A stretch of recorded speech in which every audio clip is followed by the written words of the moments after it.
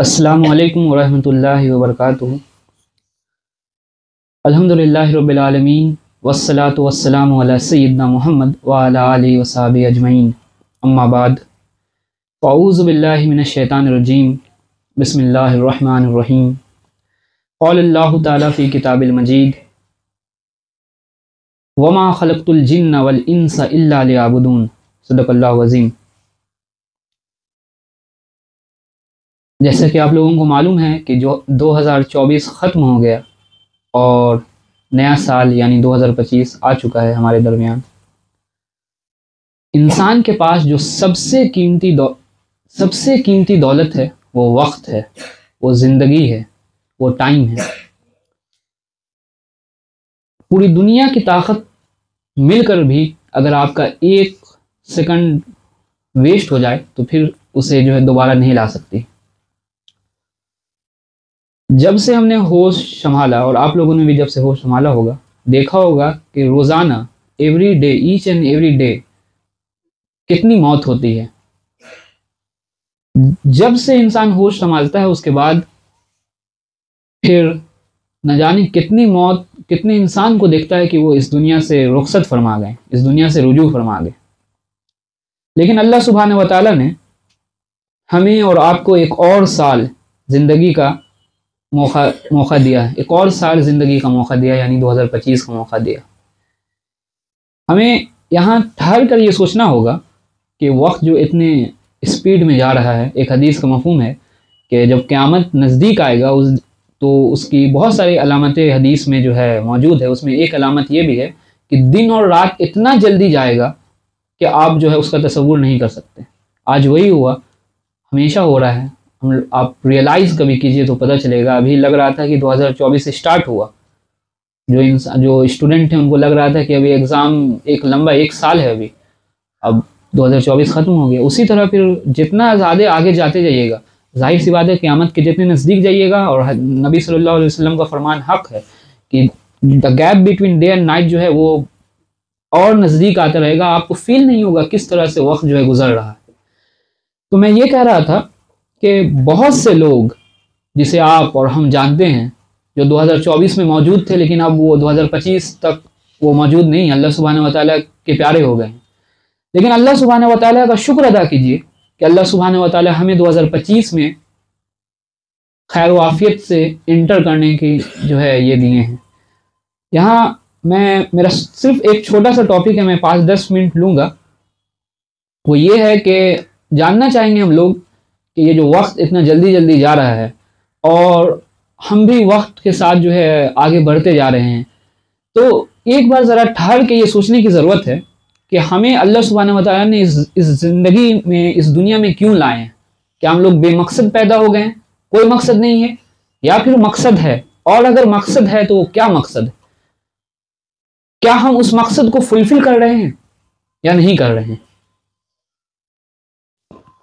तो मैंने जो अभी सवाल किया था आपसे कि अल्लाह सुब्हानहू व तआला ने हमें एक ज़िंदगी दी है और अल्लाह सुब्हानहू व तआला ये साल 2025 हम लोगों को मौका दिया है कि इस साल में इंटर करें। तो इसका मकसद क्या है? ये मौका जो हमें मिला है 2025 में इंटर करने का, ये क्या इसलिए मिला है कि हम अपने गुनाहों में और मज़ीद आगे बढ़ते जाएं, अल्लाह के हुदूदुल्लाह को क्रॉस करते जाएं, शरीयत की धज्जियां उड़ाते जाएं, या फिर इस साल में इंटर होने का मकसद अल्लाह सुब्हानहू व तआला अगर एक साल मज़ीद आपको दे रहे हैं तो इसका मकसद ये होना चाहिए कि हम अल्लाह सुब्हानहू व तआला के कुर्ब हासिल करें, हम अल्लाह सुब्हानहू व तआला को राज़ी करना चाहें। क्या मकसद हो सकता है इसका? अगर कोई इंसान इस चीज़ के बारे में सोचे कि डे बाई डे साल गुजरता जा रहा है, हम आगे बढ़ते जा रहे हैं, और हमारा मकसद क्या है? क्या मकसद वही है जो जैसे पिछले साल गुनाह करते जा रहे थे, कोई लिमिटेशन नहीं था, उसी तरह हम शरीयत का धज्जियां उड़ाएं, शरीयत की धज्जियां उड़ाएं, कुरान और हदीस की धज्जियां उड़ाएं, या फिर मकसद है अल्लाह का कुर्ब हासिल करना? अगर कोई भी इंसान, वेदर वो मुस्लिम हो, नॉन मुस्लिम हो, क्रिश्चियन हो, यहूदी हो, नसरानी हो, एथिस्ट हो, कोई भी एग्नोस्टिक हो, कोई भी हो, अगर कोई भी एक इंसान खुद से ये सवाल पूछे कि अगर जो हम इंटर कर रहे हैं एक साल से दूसरे साल, और अल्लाह सुब्हानहू व तआला जिंदगी अगर दी है, तो इसका क्या मकसद है? अगर वो हकीकी मानों में खुद से सवाल करेगा तो अल्लाह सुब्हानहू व तआला ने उसे इतनी कुव्वत दी है, इतनी समझ दी है कि वो सही आंसर तक पहुंच सकता है। एक चीज, एक लिमिटेशन है, वो क्वालिटीज उसके अंदर होनी चाहिए। वो क्वालिटीज क्या है? वो क्वालिटीज ये है कि वो फितरत के नजदीक हो। अब ये चीज समझ लीजिए, फितरत के नजदीक का क्या मतलब है?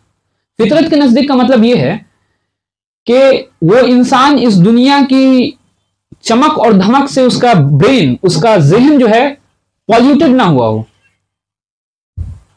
अगर कोई इंसान जिसका ब्रेन, जिसका जहन इस दुनिया की चमक और धमक से पॉल्यूटेड ना हुआ हो, और अगर वो ये सवाल पूछे कि मैं इस दुनिया में क्यों आया हूं, तो डेफिनेटली विदाउट एनी डाउट लाजिमन उसे अल्लाह सुब्हानहू व तआला ने इतना अक्ल और इतना समझ दिया है कि वो इस नतीजे पे पहुंचेगा कि उसके every cells of their body, उसका एक एक सेल इस चीज की जवाब देगी, इस चीज को बताएगा कि you are not created uselessly. आप जो है बिना मकसद के पैदा नहीं किए गए हैं। There is a purpose of our creation. आपके वजूद, अगर आप इंसान हैं, आप इंसान अभी हैं, तो उसके पीछे एक रीजन है। आप खुद सोचें कि अगर अल्लाह सुब्हानहू व तआला हमें कीड़ा बना के छोड़ देता है, एक जानवर बना के छोड़ देता है, तो हमारी क्या औकात है और हम क्या ही कर सकते थे अल्लाह सुब्हानहू व तआला से। लेकिन अल्लाह सुब्हानहू व तआला ने हमें इंसान बनाया। इंसान बनाने के बाद सबसे बड़ी उसकी मेहरबानी तो ये कि हमें एक इंसान बनाया। उसके बाद उससे बड़ी मेहरबानी ये कि हमें मुसलमान घरों में पैदा किया। मैं क्यों बोल रहा हूं ये उससे बड़ी मेहरबानी? वो इस वजह से बोल रहा हूं कि आज खुद हम अपने सोसाइटी का हालत देखें। आज मुस्लिम इंसान, एक मुस्लिम कम्युनिटी है, आज यहाँ जो हम रह रहे हैं यहाँ भी मुस्लिम कम्युनिटी है, लेकिन बहुत कम चंद नौजवान या चंद ज़ईफ लोग भी हैं जो कुरान मजीद को समझ कर पढ़ते हैं। तो क्या आप एक्सपेक्ट कर सकते हैं उन नॉन मुस्लिम से? आप नॉन मुस्लिम को तो दावत करते हैं कि भाई आप कुरान मजीद पढ़िए, हदीस पढ़िए, और बहुत बड़ी बड़ी बातें करते हैं, लेकिन आप खुद सच्चे मुखलिस सोच होके आप ये सोचिए कि क्या जब मुसलमान का हाल ये है कि मुसलमान घर में पैदा हुआ है, उसे मालूम है तौहीद क्या है, उसे मालूम है आखिरत क्या है, उसे मालूम है कि जहन्नम और जन्नत का अल्लाह सुब्हानहू व तआला इस दुनिया के बाद भी एक दुनिया है, लेकिन इसके बावजूद इंसान कुरान नहीं पढ़ता, हदीस नहीं पढ़ता, फिर आप कैसे एक्सपेक्ट कर सकते हैं नॉन मुस्लिम से कि वो कुरान मजीद पढ़े और इस्लाम को कबूल करे? जबकि आपका हाल ये है कि आपने तो कभी कुरान मजीद को समझने की नीयत से खोला ही नहीं। तो मैं ये कह रहा कि सबसे बड़ा अल्लाह सुब्हानहू व तआला की मेहरबानी ये है कि हमें इंसान बनाया। उससे बड़ी मेहरबानी ये है कि हमें मुसलमान घर में पैदा किया। एटलीस्ट हमको ये तो मालूम है कि हमारे आखिरी नबी मोहम्मद सल्लल्लाहु अलैहि वसल्लम है। एटलीस्ट ये तो मालूम है हमें कि हमें अल्लाह के अलावा किसी के सामने सर नहीं झुकाना है, चाहे कत्ल कर दिया जाए, इतना तो मालूम है भाई। तो यही मैं कह रहा हूं कि अगर कोई इंसान जो जिसका फितरत के करीब अगर कोई इंसान है, उसका ब्रेन, उसका ज़हन इस दुनिया की चमक और धमक से जो है पॉल्यूटेड नहीं हुआ है, तो वो जान लेगा कि अल्लाह सुब्हानहू व तआला ने हमें बेमकसद पैदा नहीं किया बल्कि बामकसद पैदा किया। फिर अल्लाह सुब्हानहू व तआला ने हमें इस दुनिया में अगर पैदा किया तो उनका क्या मकसद है? हम यहाँ क्यों आए हैं? खाने पीने के लिए? अगर आप एक सर्वे कीजिएगा तो बहुत लोगों के अलग अलग ओपिनियन होंगी। जाहिर सी बात है, जो लोग जिस फील्ड के माहिरीन होंगे उन्हें वो फील्ड सबसे अव्वल लगेगा तो वो उसके बोलेंगे। बहुत सारे लोग बिजनेसमैन से पूछिए तो पैसा कमाना है। अगर आप पूछिए किसी रेसलर से वगैरह से तो वो बोलेंगे हेल्थ को हमें प्रायोरिटी देना चाहिए। लेकिन ये सवाल का जवाब कि what is the purpose of our creation, हमें पैदा होने, हमें हमारे क्रिएशन का मकसद क्या है, इसका असल जवाब और इसकी बेहतरीन जवाब वही दे सकता है जिसने हमें और आपको पैदा किया। पहली चीज तो ये। दूसरी चीज ये कि ये क्वेश्चन कि what is the purpose of our creation, हम इस दुनिया में क्यों आए, इसका पर्पस क्या है, इस क्वेश्चन के आंसर का असल हकदार वो है जिसने हमें और आपको पैदा किया, एंड दैट इज अल्लाह सुब्हानहू व तआला। अल्लाह सुब्हानहू व तआला इसका जवाब देते हैं सूरह ज़ारियात में, और फरमाया वमा खलक़तुल जिन्ना वल इंसा इल्ला लियाबुदून, I have created jinns and the ins for no other reason than to worship me. हमने इंसानों और जिन्नात को किसी और मकसद से पैदा नहीं किया मगर वो जो एक मकसद था जिस वजह से ये दो मखलूक पैदा की गई, इंसान और जिन्नात, वो क्या मकसद था? अल्लाह सुब्हानहू व तआला ने फरमाया इल्ला लियाबुदून, सिवाय इसके कि वो मेरी इबादत करे। अब क्योंकि मुझे बहुत कम टाइम मिला, 10 मिनट का वक्त या 15 मिनट का वक्त दिए हैं ब्रदर, तो मेरे लिए पॉसिबल नहीं है कि ये आयत इल्ला लियाबुदून सिर्फ जो है इसकी तफसीर अगले 5 मिनट में मैं आपके सामने कर सकूं, क्योंकि लेकिन मैं मुख्तसरन कोशिश करता हूं कि इस पॉइंट को टच करते हुए दूसरा पॉइंट भी आप लोगों को हाईलाइट करना, उसके बाद मैं इंशाअल्लाह कंप्लीट करूंगा। कभी इंशाअल्लाह मौका मिला तो इल्ला लियाबुदून पे तफसीर होगी। कि तो मैंने ये कहा कि अल्लाह सुब्हानहू व तआला ने फरमाया कि मैंने इंसान और जिन्नात को इस वजह से पैदा किया कि वो मेरी इबादत करे। अब इबादत का क्या मतलब है? जैसे कि मैंने पहले ही कहा कि अगले 5 मिनट में इसको एक्सप्लेन करना इट्स नेक्स्ट टू इम्पॉसिबल, ये पॉसिबल ही नहीं है। लेकिन मैं एक शॉर्ट और समराइज्ड वे में आपको बता, इसलिए मैं बोल रहा हूं कि आज के जमाने में ये वर्ड जो है इबादत, इसको हम इतना लाइटली ले लिए हैं, इतना लाइटली ले लिए हैं कि क्या बताएं। इबादत का मतलब अगर किसी इंसान से, किसी मुसलमान से आप पूछिएगा तो वो सिर्फ यही कहेंगे, एक जनरल मुसलमान, अल्लाह आलम 90% ऑफ द मुस्लिम यही कहेंगे कि इबादत का मतलब है कि 5 वक्त, दिन में 5 वक्त की नमाज पढ़ना, साल में 1 महीना रोजा रख देना रमजान का, अगर पैसा हो तो हज कर लेना और ज़कात देना। इसके अलावा इबादत का कोई कॉन्सेप्ट नहीं है उनमें। इबादत इज नमाज, रोजा, हज एंड ज़कात। इसके अलावा आपको जैसे जिंदगी गुजारनी गुजार लीजिए। 90% ऑफ द पीपल मुस्लिम, उनका कॉन्सेप्ट ये है इबादत की वजह से।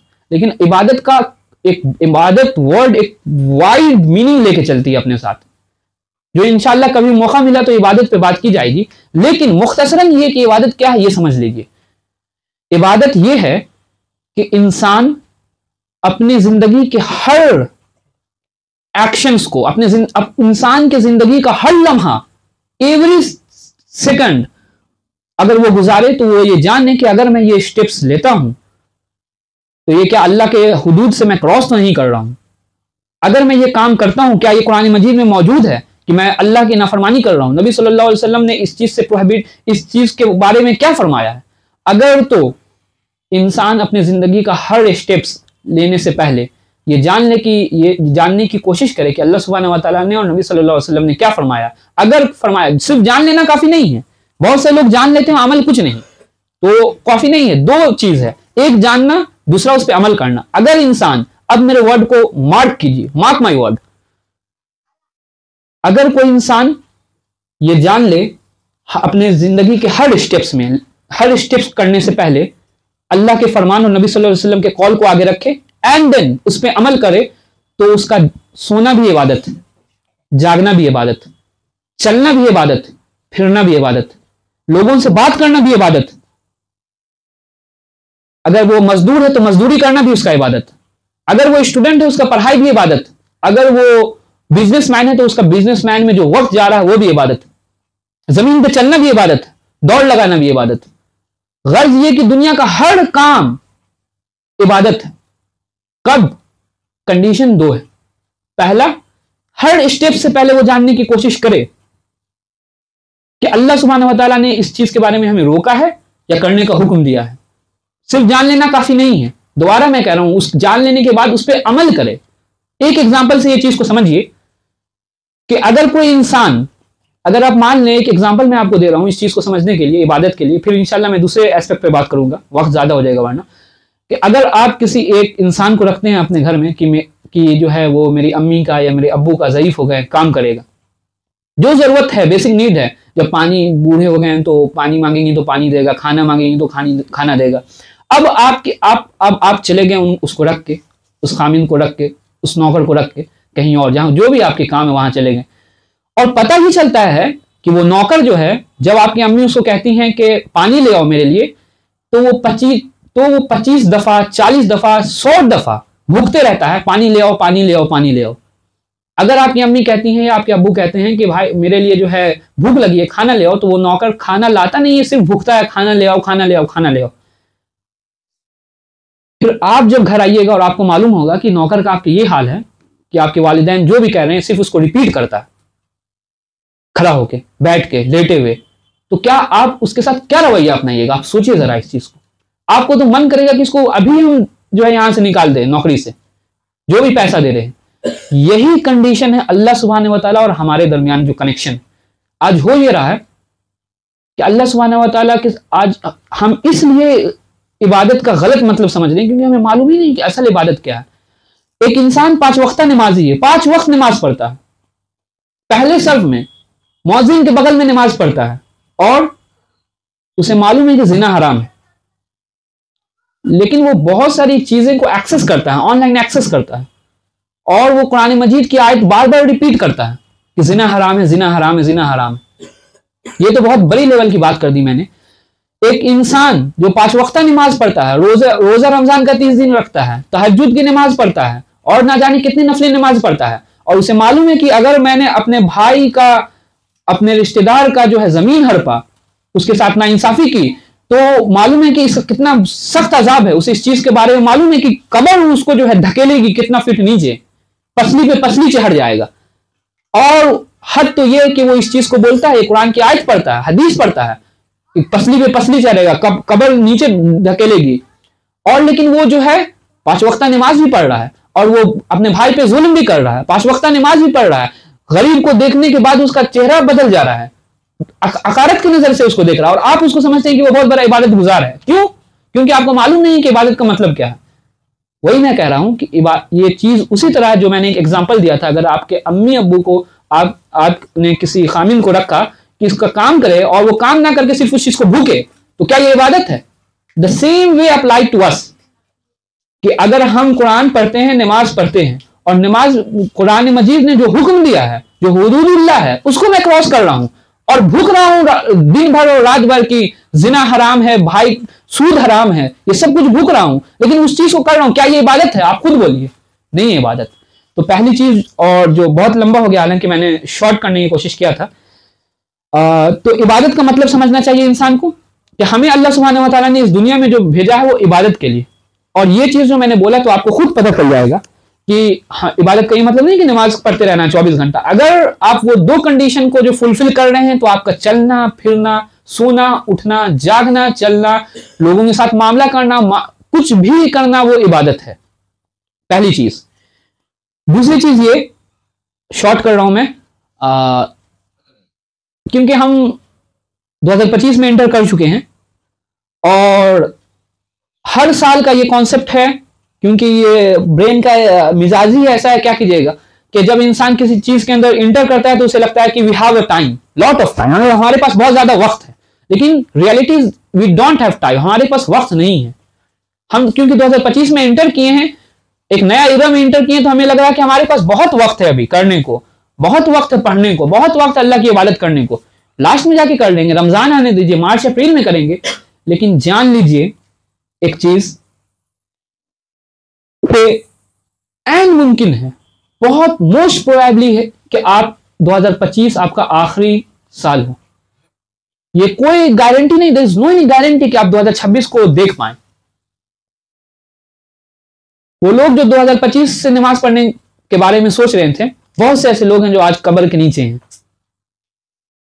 तो यही कॉन्सेप्ट आप पे अप्लाई ना हो कि जो आप ये सोच रहे हैं कि वक्त मेरे पास बहुत है, रमजान आने वाला है, इंशाल्लाह तब से गुनाह छोड़ेंगे, तब से नमाज पढ़ेंगे। नहीं नहीं नहीं, बहुत से ऐसे लोग हैं जो ये सब आपसे ज्यादा हज और उम्रा और क्या क्या चीजों के बारे में सोचे थे, लेकिन आज उन्हें ये वक्त नहीं मिला ये चीज करने का। पहली चीज ये कि वक्त की अहमियत को समझिए कि वक्त आपके पास नहीं है। अगर कोई चीज आपको हक लग रही है, अगर या 2 चीज होता है, या तो आप जान लीजिए योलो का कॉन्सेप्ट अपनाइए, you only lives once. West यही कॉन्सेप्ट पे अडॉप्ट कर रहे हैं ना कि सिर्फ एक बार इस दुनिया में आए हो, जितना मन गुनाह करने का कर लो, जितना मन इस दुनिया का ऐश और आराम जो नाजायज कामों से होता है, वो हराम हलाल का कोई फर्क नहीं, यू ओनली लिव वंस। या तो इस कॉन्सेप्ट को अपनाइए, या तो अगर आप मुस्लिम हैं, आप कहते हैं कि नहीं भाई, अल्लाह सुब्हानहू व तआला ने अगर मुझे इस दुनिया में भेजा तो उनका एक मकसद है कि हम उनकी इबादत करें, तो फिर ये बीच वाला मामला मत स्टार्ट कीजिए कि 2025 से इबादत करेंगे, रमजान से इबादत करेंगे और 2026 से इबादत करेंगे। वक्त बहुत कम है इंसान के पास, जो वक्त मिला है इसकी अहमियत कीजिए, वरना बहुत घाटे में इंसान रहेगा। ऐसा ना हो कि हम 2025 का गुण गाते हुए और 2025 की ही खुशी करते रहें और हद तक कि हमारे हत्ता कि हमारे कफन का लिबास जो है, कफन का कपड़ा मार्केट तक आ जाए, हमें पता तक ना हो। हम तो 2026 और रमज़ान की तैयारी कर रहे हैं कि रमज़ान में जाके इबादत करेंगे। तो इस चीज़ को अपने लिए, इस चीज़ को बहुत ही ज़्यादा गुजारिश है इस चीज़ को समझने के लिए कि आप लोग खुद समझें और दुआ करें अल्लाह सुब्हानहू व तआला से कि अल्लाह सुब्हानहू व तआला हमें हिदायत दे कि हम और आप इस चीज़ के बारे में समझें। दूसरी चीज़ ये है कि अल्लाह सुब्हानहू व तआला ने साफ फरमा दिया है कुरान मजीद में, कुल्लु नफ्सिन ज़ायक़तुल मौत, every soul shall taste death. हर नफ्स को मौत का मजा चखना है। सो डोंट थिंक कि you are too young to death, कि आप बहुत ज्यादा अभी यंग हैं, अभी मौत कहां से आएगी। There is nothing too young, there is nothing too strong, there is nothing too healthy, there is nothing too rich for the angel of death. मलिकुल मौत के लिए ये कोई माने ही नहीं रखता कि आप स्ट्रांग हैं, आप ताकतवर हैं, आप जवान हैं, आप बूढ़े हैं, आप लाचार हैं, क्या हैं। ही हैज अ ड्यूटी, उनका एक ड्यूटी है अल्लाह सुब्हानहू व तआला की तरफ से, और वो अपने ड्यूटी को परफॉर्म करते हैं। देयर इज नो इमोशन, कुछ नहीं है। अगर वक्त मुकर्रर है उस दिन, उस वक्त दुनिया की कोई ताकत नहीं है कि आपको उस वक्त से जो है डिले कर सकती है आपकी मौत को। इस चीज को समझ लीजिए। और यहां एक और चीज समझ लीजिए, एंड मार्क माई वर्ड, मैं जो बोल रहा हूं इसे डायरी में जाके लिख लीजिए, क्योंकि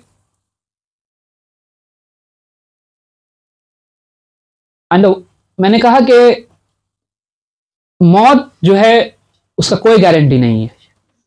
death has nothing to do with age, मौत का एज से कोई लेना देना नहीं।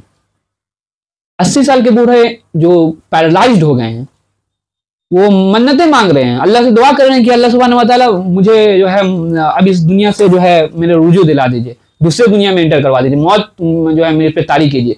अब इस बर्दाश्त को, इस तकलीफ को मैं नहीं झेल सकता हूँ।